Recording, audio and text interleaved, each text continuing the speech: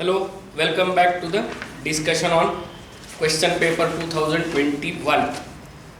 Let us proceed. Now I'll take some questions randomly because I should not forget. So instead of going by chapter, while discussing the question I will explain you the chapter also. Next question is a theoretical question. Polar molecules are the molecules. Polar molecules. In non-polar molecules, the center of dipole and center of mass coincide. In a polar molecule, these do not coincide. So, in the absence of electric field for non-polar non-polar molecules, dipole moment is 0. P is equal to 0. Here P is not equal to 0. P is not equal to 0 in the absence of electric field. But if you apply electric field, then in the direction of electric field, this negative pole will be there and positive pole will be there. Now it becomes polar. In the presence of electric field, in the absence of electric field, it is non-polar. But it is always in a polar form. It has a certain dipole moment.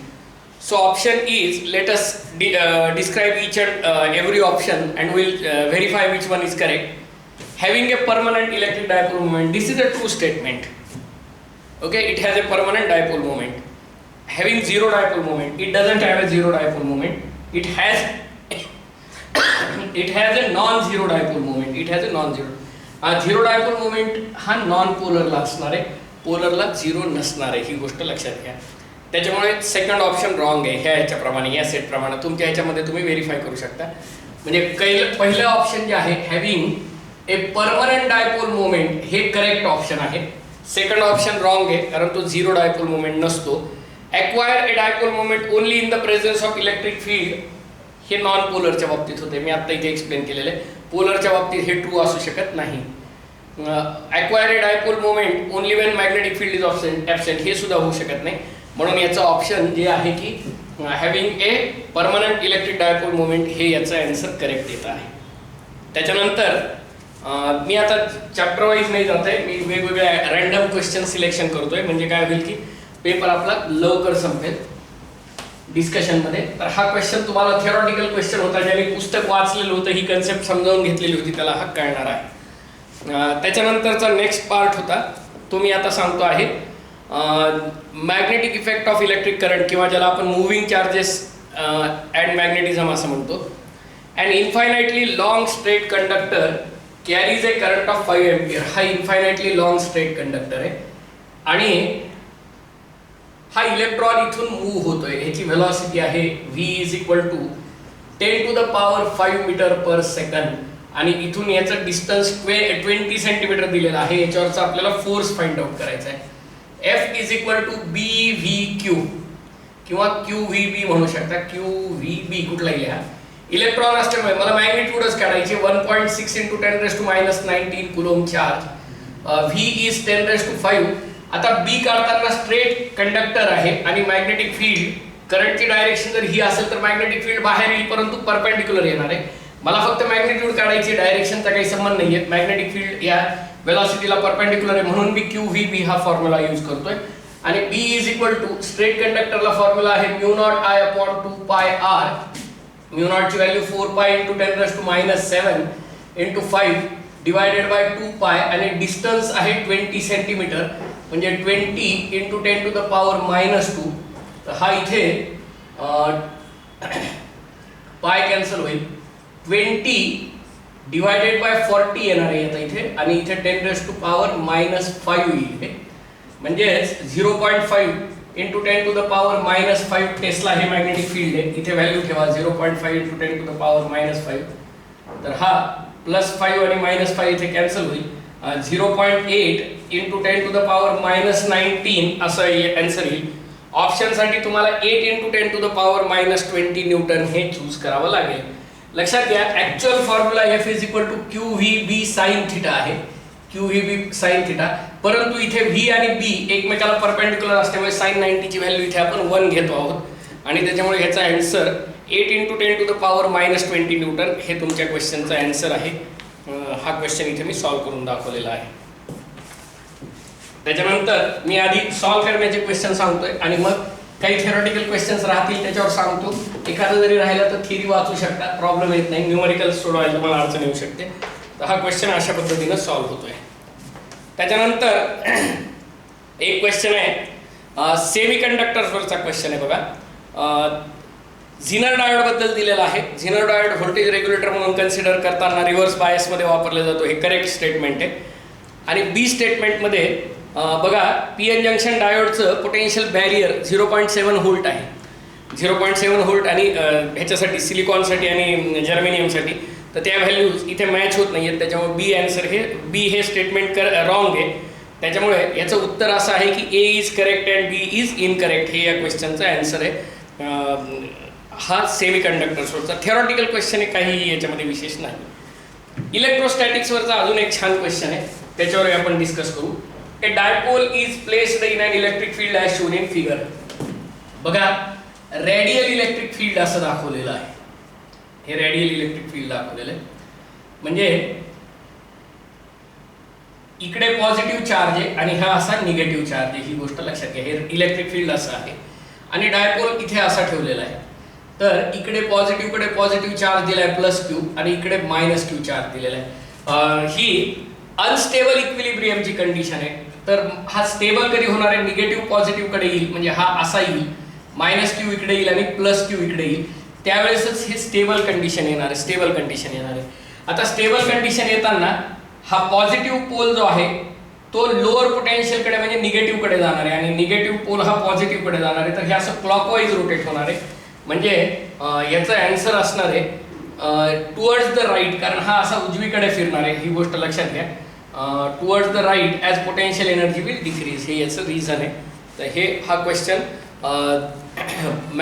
Electric dipole rotating in a uniform electric field या कन्सेप्टवर किंवा इथे radial electric field आहे म्हणून हा question इथे या पद्धतीने अप्लाय केला जाऊ शकतो.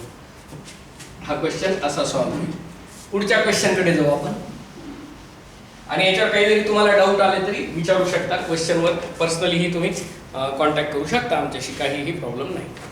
एक कॉन्व्हेक्स लेन्स ए, हा ए आहे आणि हा कॉन्केव्ह लेन्स आहे. हे एकमेकाच्या फ्रंटला आहेत, समोर आहेत.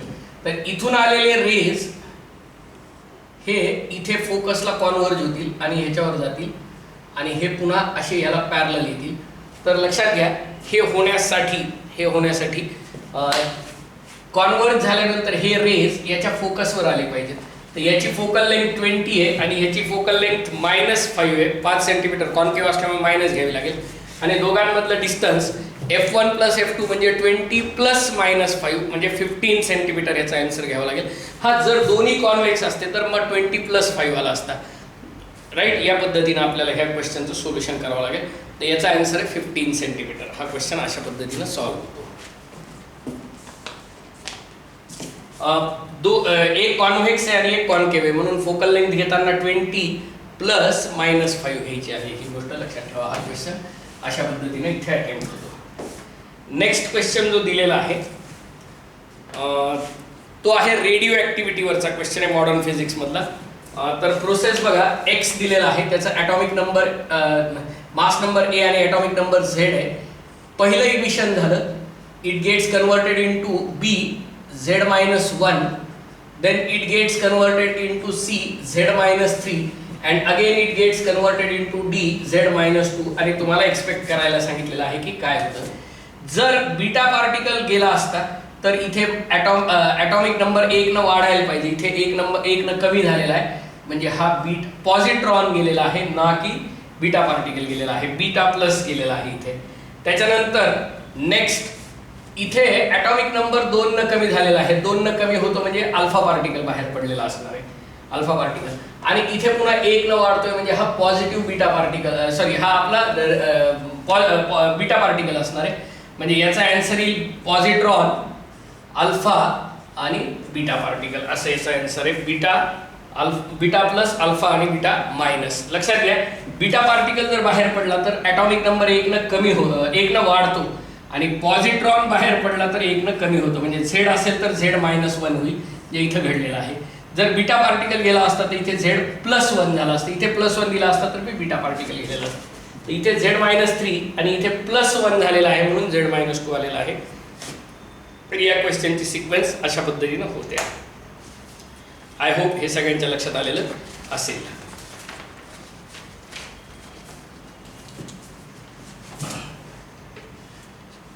सिंपल आणि कन्सेप्टवर क्वेश्चन आहे. बाकी तुम्ही खूप अवघड क्वेश्चन सोडवत बसता आणि सिंपल फंडामेंटल क्वेश्चन वाचत नाही, मिसगाईड केल्या जातात. हे बघा ते बघा, काय बघावं किंवा काय बघू नये असे क्वेश्चन विचारले जातात. EMI वरचा क्वेश्चन अतिशय सोपा क्वेश्चन, नीट लक्ष देऊन समजून घ्या. An inductor of inductance L and capacitor of capacitance C and resistance of resistance R connected as shown in figure. Potential difference दिलेले आहेत. The impedance of the circuit काढायचं आहे. बघा या क्वेश्चन मध्ये एम्प्लिट्यूड ऑफ करंट दिलेली आहे 10√2, म्हणजे ही IO आहे. IO म्हणजे 10√2 ampere. IRMS is equal to IO divided by √2 येईल, म्हणजे पीक करंट आहे. हा पीक करंट आहे. एम्प्लिट्यूड म्हणजे पीक करंट आहे. Amplitude of current that is maximum current, peak current 10√2 divided by √2. इथे 10 एम्पियर हा RMS करंट येईल.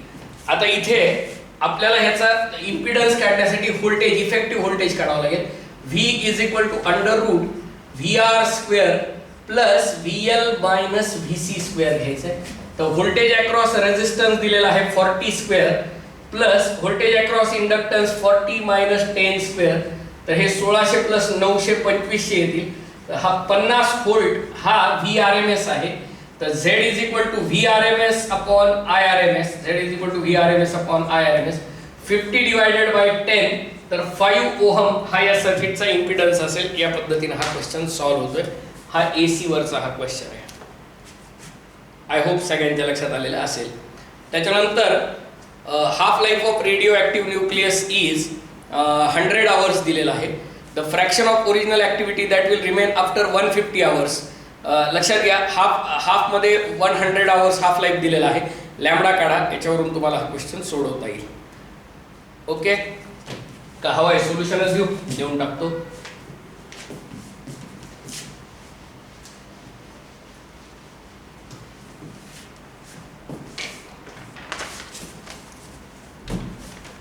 N is equal to N0 e⁻⁻t. इथे N upon N0 is equal to e⁻⁻ is 0.693 upon capital T into T घ्यायचं आहे. तर N upon N0 is equal to 1 upon e⁻0.693 100 into 150 असं येतं आहे. तर हा 1 अपॉन थोडक्यात सांगायचं तर हा 2 log 2 ची व्हॅल्यू आहे ही. इथे मी असं लिहितो e⁻0.693 रेस टू 3/2 लिहितो, म्हणजे हा log 2 येतो 2 रेस टू 3/2 येईल. तर N अपॉन N0 लक्षात घ्या 0.693 ही log 2 ची व्हॅल्यू आहे. जे वाटल्यास हा e⁻ln2 लिहितो आणि ह्याचा 3/2. तर ln लॉग आणि अँटीलॉग एकमेकाच्या अपोजिट फंक्शन आहेत, म्हणजे 2 रेस टू 3/2.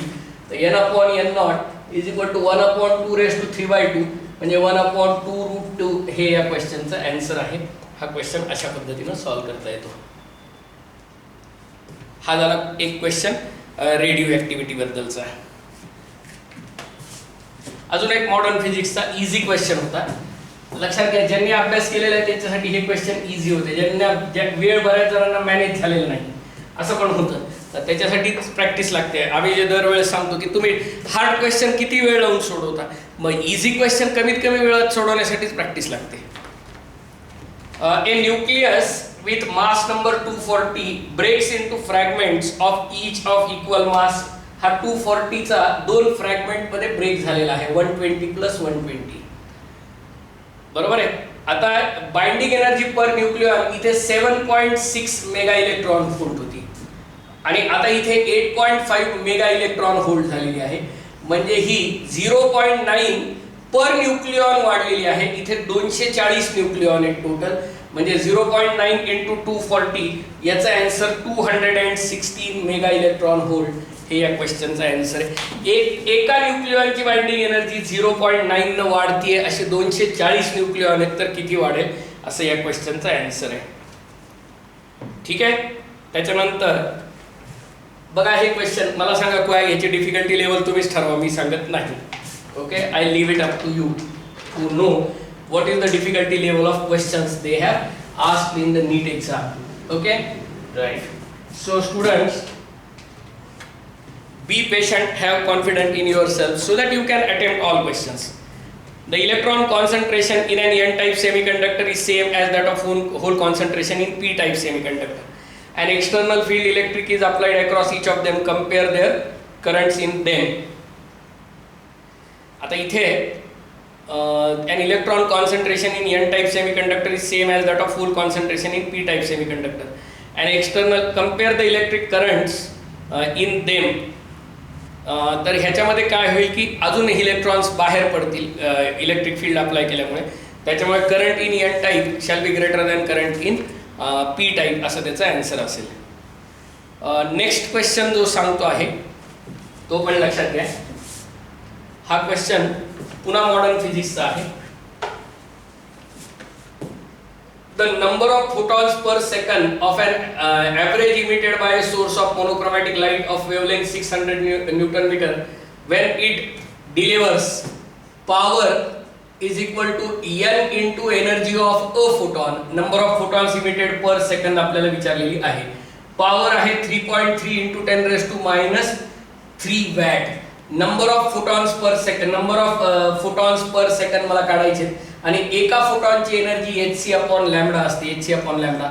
तर 3.3 into 10 raised to minus 3 is equal to n into 6.6 into 10 raised to minus 34. c ची value 3 into 10 raised to 8 divided by lambda दिलेला आहे 600 नॅनोमीटर, म्हणजे 600 into 10 raised to minus 9 metre येणार आहे. तर हा 3.3 ने डिवाइड केल्यानंतर इथे 2 येतील. तर 10 raised to minus 3 is equal to n into हा इथे 6 येईल, 2 into 3 म्हणजे 6 येईल. 6 into 10 raised to minus 26 divided by 6 into 10 raised to minus 7 येईल. तर n is equal to 6 into 10 6 cancel होईल. तर 10 raised to minus 10 divided by 10 raised to minus 26 येणार आहे. हा minus 7 इकडे मल्टिप्लाय करतो, याचा आन्सर 10 raised to 16 यायला हवं. 10 raised to 16 पर सेकंड इतके नंबर ऑफ फोटॉन्स असतील. हा या क्वेश्चनचा आन्सर आहे. सेम टाईप ऑफ क्वेश्चन आपण टेस्टमध्ये टाकलेले असतात, तुम्हाला ते लक्षात येईल. हा क्वेश्चन तुम्ही बघू शकता. हा क्वेश्चन अतिशय सोपा आहे. एका फोटॉनची energy of a photon is equal to h nu और hc अपॉन लॅम्बडा असते. तर टोटल n नंबर ऑफ फोटॉन्सची मिळून एनर्जी एका सेकंदात एवढी येणार आहे. याच्यावरून आपण नंबर ऑफ फोटॉन्स काढलेले आहेत. अशा प्रकारचा क्वेश्चन तुम्हाला अतिशय फंडामेंटल वरचा हा क्वेश्चन होता, हे लक्षात येईल. अजून एक क्वेश्चन आहे मूव्हिंग चार्जेस अँड मॅग्नेटिझम वरचा. Moving charges and magnetism. एक थिक करंट कॉइल केबल दिलेली आहे. याच्या सेंटरला मॅग्नेटिक फील्ड 0 असतं, लक्षात घ्या. सेंटरला 0 असतं. सरफेस पर्यंत वाढत येतं लिनियरली आणि पुन्हा बाहेर असं हे सरफेसला आलेलो आहे, पण सरफेस पर्यंत वाढत जातं मॅग्नेटिक फील्ड आणि पुन्हा पॅराबोलिकली कमी होत जातं. इथे 0 आहे सेंटरला, r इज इक्वल टू 0 ला सेंटरला 0 आहे. सरफेस पर्यंत वाढत जाईल r is equal to capital R ला आणि पुन्हा इथे बाहेर कमी कमी होत जाईल. तर हे मॅग्नेटिक फील्ड हा ग्राफ दिलेला होता. ए thick current carrying cable of radius r carries A current I uniformly distributed across its cross section. The variation of magnetic field B with respect to r due to the cable with distance r from the axis of the cable is given by. हा graph इथे फक्त ग्राफवरचा हा question होता, simple question होता. पेपरची difficulty level decide करण्याचा मी तुम्हाला right देत आहे. तुम्ही ठरवा पेपर कसा होता किंवा काय होता ते, हे तुमच्या लक्षात येईल आणि त्याच्यामुळे तुम्हाला तुमच्या अभ्यासाची डिफिकल्टी लेवल काय ठरवायची आहे ते समजेल. नेक्स्ट क्वेश्चन आहे रे ऑप्टिक्सचा क्वेश्चन आहे. बघा, अँगल ऑफ इमर्जन्स काढायचा आहे. हा एक ट्रायंग्युलर प्रिझम दिलेला आहे. हा अँगल 60 डिग्री दिलाय. नॅचरली हा अँगल 30 डिग्री असेल कारण हा राईट अँगल दिलेला आहे. आणि हा नॉर्मल इन्सिडन्स दिलेला आहे. नॉर्मल इन्सिडन्स असला तर रे असाच पुढे जात असतो. तर हा इथे येणार आहे. आता मी इथे याला पॅरलल काढतो. तर हा 30 डिग्री आहे तर हा 60 डिग्री येईल आणि हा आता इथे 30 डिग्री येईल. हा रे असा पुढे जाणार आहे आणि आता इथून बघा डेन्सर मधून रेअर मध्ये जातोय, हा असा बाहेर जाणार आहे. मग आता इथे रिफ्रॅक्टिव्ह इंडेक्स डेन्सरची दिलेली, परंतु तो डेन्सर मधून रेअरर मध्ये जातोय म्हणजे इथे 1/μ घ्यावी लागेल. Refractive index of air with respect to glass घ्यावी लागेल is equal to sine I upon sine R घ्यावं लागेल. तर इथे 1/√3 घ्यावं लागेल. मला वाटतं म्यूची व्हॅल्यू √3 दिलेली आहे क्वेश्चन मध्ये. आणि हा आता इथे साइन 30 घ्यावं लागेल डिवायडेड बाय साइन R येईल. तर sine R is equal to √3 आणि साइन 30 ची व्हॅल्यू 1/2 आहे. हा √3/2 म्हणजेच हा 60 डिग्री, याचा अँगल ऑफ इमर्जन्स 60 डिग्री. हा क्वेश्चन सुद्धा एका टेस्ट मध्ये आपल्या ICDच्या पूर्वी आलेला आहे, तुम्ही बघू शकता. हा क्वेश्चन आलेला असतो. ठीक आहे, नेक्स्ट क्वेश्चन कडे जाऊ. डिस्प्लेसमेंट करंटचा फॉर्म्युला आहे तो तुम्हाला माहिती आहे. ID is equal to V naught omega C cos omega t. कारण तुम्हाला माहित आहे V is equal to V naught sine omega t, ह्याची डेरिव्हेटिव्ह घ्यावी लागेल आपल्याला आणि V अपॉन XC घ्यावं लागेल इज इक्वल टू याची डेरिव्हेटिव्ह घेतल्यानंतर करंट काढण्यासाठी तर ह्याची डेरिव्हेटिव्ह V नॉट हा I नॉट आहे V naught cos omega t आणि XC ची व्हॅल्यू 1/ओमेगा C असते तर तो वर जाणार आहे 1/ओमेगा C वर गेल्यानंतर V naught omega C cos omega T हा डिस्प्लेसमेंट करंट असणार आहे. हा क्वेश्चन आपण डिस्प्लेसमेंट करंटच्या कन्सेप्ट मध्ये शिकलेला असतो. नेक्स्ट क्वेश्चन कडे जाऊ आपण आता. इलेक्ट्रोमॅग्नेटिक वेव्स वरचा एक क्वेश्चन आहे. इलेक्ट्रोमॅग्नेटिक वेव्स हा क्वेश्चन पण पहा.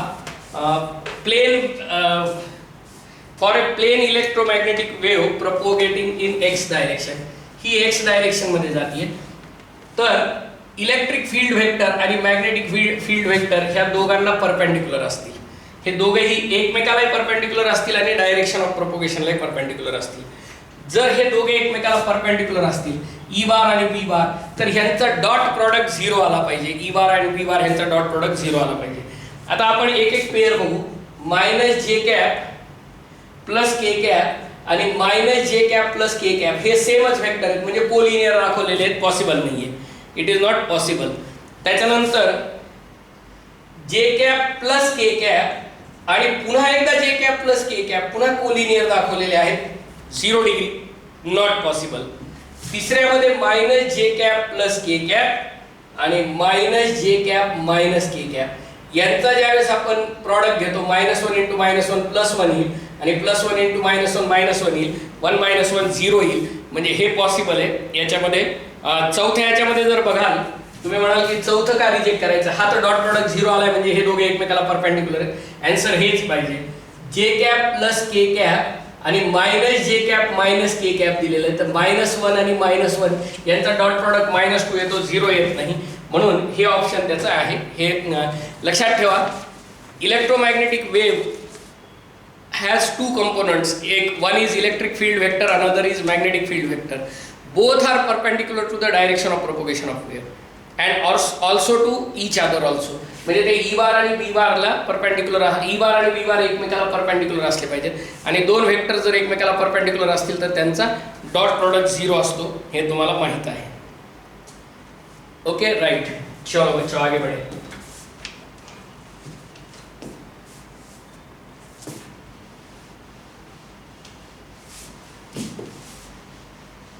आधी एक सिंपल क्वेश्चन घेतो.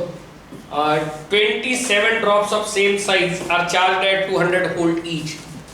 प्रत्येकाचं potential V is equal to Q upon 4 pi epsilon naught R is equal to 200 volt आहे. असे 27 ड्रॉप एकत्र केले म्हणजे 27 Q इतका चार्ज झाला आणि रेडियस बघा R cube is equal to 27 R cube येईल म्हणजे R is equal to 3R येणार आहे, रेडियस थ्राइस येणार आहे. मग V dash is equal to 27 Q charge येईल आणि 4 पाय इप्सिलॉन नॉट आणि इथे 3R येणार आहे, 3R कारण रेडियस कॅपिटल R म्हणजे इथे 3R येणार आहे आणि 27 चार्ज एकत्र केल्यामुळे प्रत्येकावरचा चार्ज Q आहे. Law of conservation of charge सांगतो चार्ज कॅनॉट बी डिस्ट्रॉइड. तर याचा आन्सर 9Q/4πε0r. तर ही 200 व्होल्ट आहे. 9 × 200 याचा आन्सर 1800 व्होल्ट असेल. 1980 आय डोंट बिलीव्ह इट. 27 सारखे 3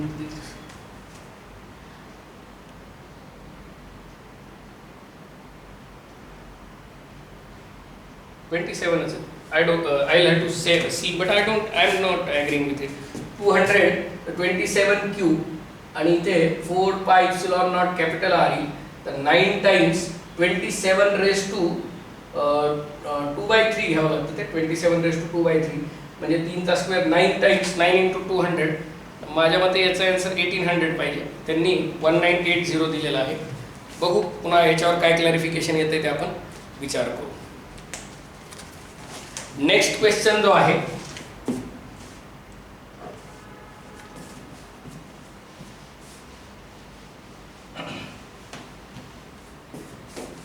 an electromagnetic wave of wavelength lambda is incident on a photosensitive surface of negligible work function if m is the mass of photoelectron emitted from the surface has de Broglie wavelength lambda d then. आता लक्षात घ्या energy किंवा lambda is equal to H/P असतं. Lambda is equal to H/P, right. Is incident on a de Broglie wavelength. इथे lambda D is equal to H/P म्हणून. An electromagnetic wave of wavelength lambda is incident on a तर इथे Hc/लॅम्बडा ही त्याची energy आहे. Negligible work function आहे is equal to half mv² किंवा हाफ mc² म्हणूया आपण. कारण लक्षात घ्या की तो इलेक्ट्रोमॅग्नेटिक वेव्ह असल्यामुळे स्पीड ऑफ लाईट नाही येणार आहे. तर 2hc/लॅम्बडा इज इक्वल टू m²c²/m येईल. म्हणजे p² इज इक्वल टू 2hcm/लॅम्बडा येईल. हा p इज इक्वल टू याचा स्क्वेअर रूट येईल 2hcm/लॅम्बडा रेस टू 1/2. ही व्हॅल्यू इथे ठेवा. आपल्याला काय लॅम्बडा डी फाइंड आउट करायचं. तर lambda D is equal to H/, काय इथे 2hcm/लॅम्बडा रेस टू 1/2. याला h² घेऊन तुम्ही आतमध्ये घेऊ शकता. तर हा h²/2hcm आणि हा लॅम्बडा वर जाईल टू द पॉवर 1/2 येईल. तर याचा आन्सर हा लॅम्बडा डी येणार आहे. तर लॅम्बडा डी स्क्वेअर केला तर त्याप्रमाणे ते ॲडजस्ट होणार आहे. लॅम्बडा डी चा square is equal to lambda h²/2hcm. इथे एक h कॅन्सल होईल आणि लॅम्बडा इज इक्वल टू 2cm/लॅम्बडा h into lambda D square. हे याचं ऑप्शन असेल 2mc/h into lambda D square. Lambda आपण इकडे घेतलेला आहे. तो ऑप्शन याच्यामध्ये एक येतो. पुन्हा एकदा हा सांगायचा असेल तर मी सांगू शकतो. लक्ष देऊन समजून घ्या पुन्हा एकदा. आता मी हा सॉल्व केलेला मी सुद्धा डायरेक्टली ॲट रॅन्डम तुमच्या समोर डायरेक्ट सॉल्व करत आहे. त्याच्यामुळे कदाचित माझं सोल्युशन पहिल्या झटक्यात तुम्हाला समजणार नाही. पुन्हा एकदा सांगतो. De Broglie wavelength is equal to H/ momentum of particle. आता इथे इलेक्ट्रोमॅग्नेटिक वेव्ह येऊन ह्या सरफेसवर इन्सिडेंट केलेली आहे. याची स्पीड म्हणजे स्पीड ऑफ लाईट असते. तर hc/लॅम्बडा ही एनर्जी ऑफ फोटॉन आहे. निग्लिजिबल वर्क फंक्शन दिलेले म्हणून मी इथे 0 घेतलं आणि is equal to half mc². तो c च्या स्पीडनं तो फोटॉन तिथे येऊन कोइन्सिडेंट झालेला आहे. मग आता इथे2hc/लॅम्बडा is equal to m²c². m न मल्टिप्लाय केला आणि m न डिवाइड केला. हा मोमेंटमचा स्क्वेअर येतो. तर p² इज इक्वल टू 2hcm/लॅम्बडा येतो. याच्यावरून p ची व्हॅल्यू काढून इथे मी तो ठेवलेला आहे आणि त्याच्याप्रमाणे ते ऑप्शन आणलेला आहे. मला वाटतं या पेजवरचे जवळपास क्वेश्चन आपण सॉल्व केलेले आहेत.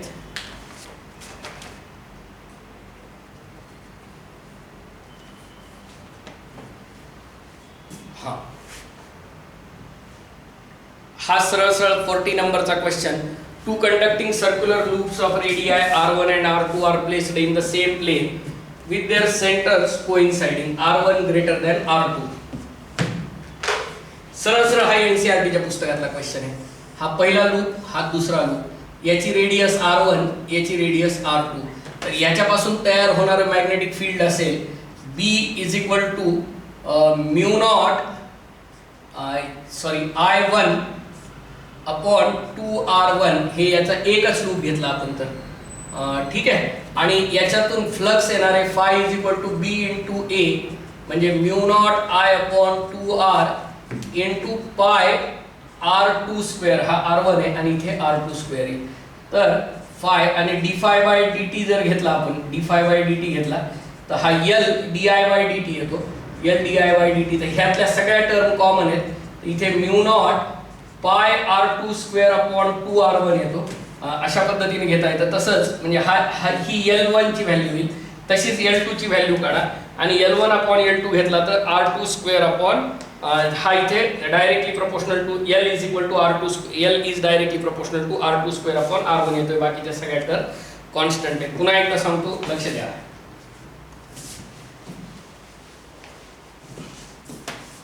To conducting circular loops of radii R1 and R2. हा बाहेरचा लूप, हा त्याच्या आतमध्ये हा दुसरा लूप, ह्याची रेडियस R1. याच्या सेंटरला मॅग्नेटिक फील्ड असेल म्यू नॉट, सिंगल टर्न घेतली काय, n नंबर ऑफ टर्न्स घेतल्या काय, N1 I1 अपॉन 2R1. हे मॅग्नेटिक फील्ड ह्याच्या सेंटरला तयार झालेलं आहे.